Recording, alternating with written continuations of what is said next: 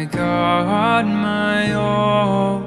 How can I love thee as I ought? Well, welcome again to our devotions. It's Thursday morning and I'm very grateful for you joining with us. We're on this amazing journey of understanding in relationship to God. What kind of God is the God that we believe in? And how does that affect our relationship with Him and with each other? This morning we're going to think about the God who has made Himself known to us in Jesus. The great claim of Christianity is based on the words of Jesus Himself. That is, a man who looked like us, who walked like us, who spoke like us, who cried like us, who laughed like us, and lived like us. The great claim is that in that person, God had come among us. It truly is the most remarkable belief. Let me read Matthew 8 this morning and verses 28 to 34. When he arrived at the other side in the region of the Gadarenes, 2 demon-possessed men coming from the tombs met him. They were so violent that no one could pass that way. "What do you want with us, Son of God?" they shouted. "Have you come here to torture us before the appointed time?" Some distance from them, a large herd of pigs was feeding. The demons begged Jesus, "If you drive us out, send us into the herd of pigs." He said to them, "Go." So they came out and went into the pigs, and the whole herd rushed down the steep bank into the lake and died in the water. Those tending the pigs ran off, went into the town and reported all this, included what had happened to the demon-possessed men.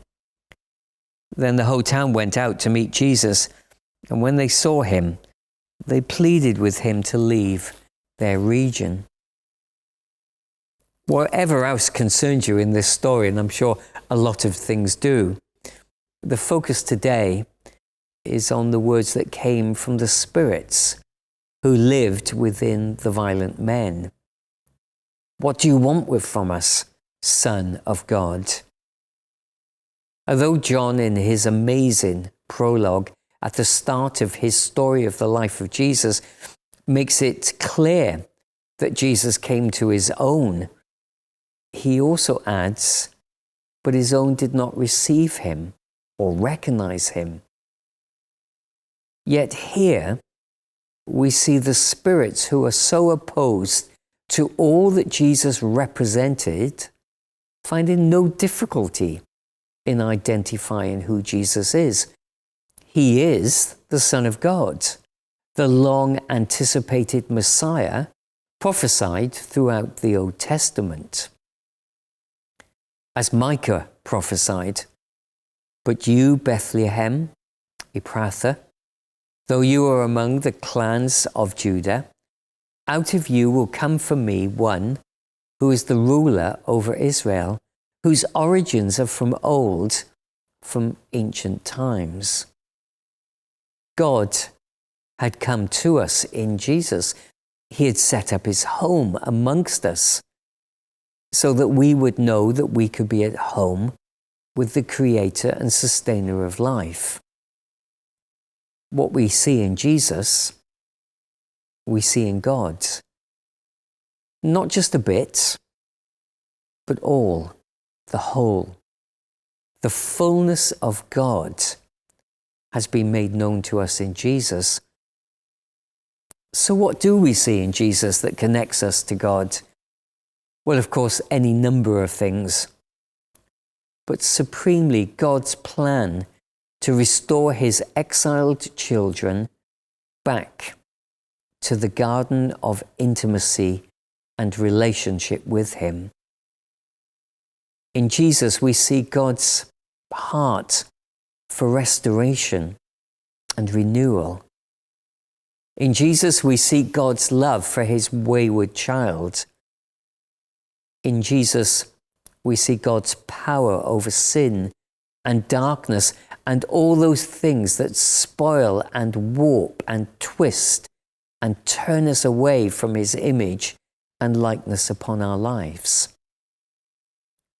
Here we see not just a God who talks about his love for us, but in the God who comes to us, setting up home with us.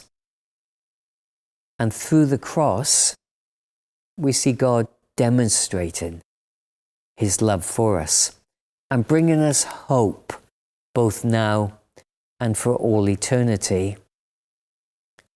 Here we see the hiddenness of God exposed to revelation and physical appearance, standing there among us. Of course, we don't see everything, but we do see everything we most need to see, and we most need to understand, and we most need to experience. So today, let's thank God for his unspeakable gift of Jesus, who has come amongst us and stays with us through all life's circumstances.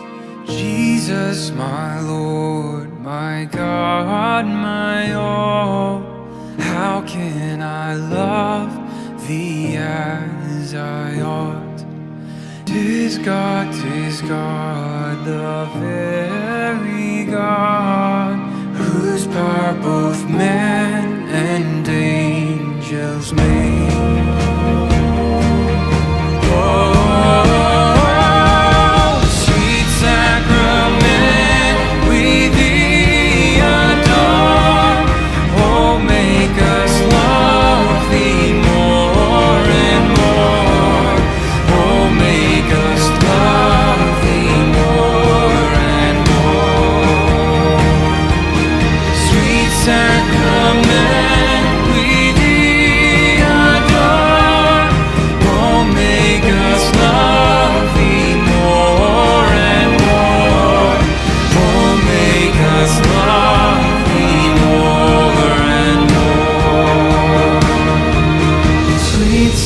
Sacrament we thee adore, oh make us love thee more and more, oh make us love